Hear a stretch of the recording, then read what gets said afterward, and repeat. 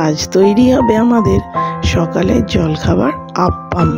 এর জন্য মিক্সিং বলে নিয়েছি 2 কাপ সুজি, 1 কাপ টক দই, পরিমাণ মতো জল দিয়ে একটু মিশিয়ে নিয়ে এটা একটা মিহি পেস্ট তৈরি করে নেব।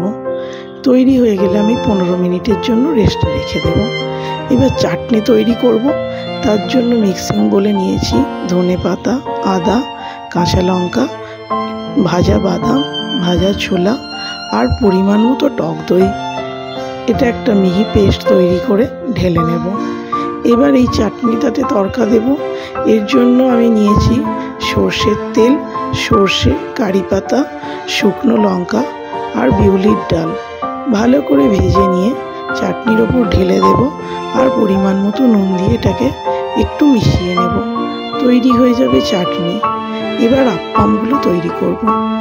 এর জন্য বেটে রাখা পেস্টের মধ্যে আমি দিয়েছি একটা ইনো আর পরিমাণ মতো নুন দিয়ে ভালো করে এটাকে মিশিয়ে নেব।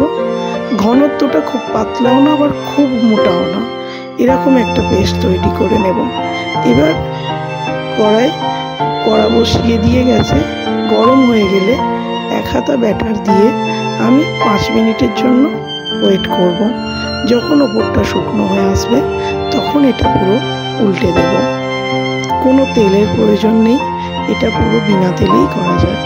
তৈরি করে নেব এইভাবে একটা একটা করে আপ্পামগুলো, আর চাটনির সাথে আমি পরিবেশন করব। তৈরি হয়ে যাবে আমাদের সকালের জলখাবার আপ্পাম।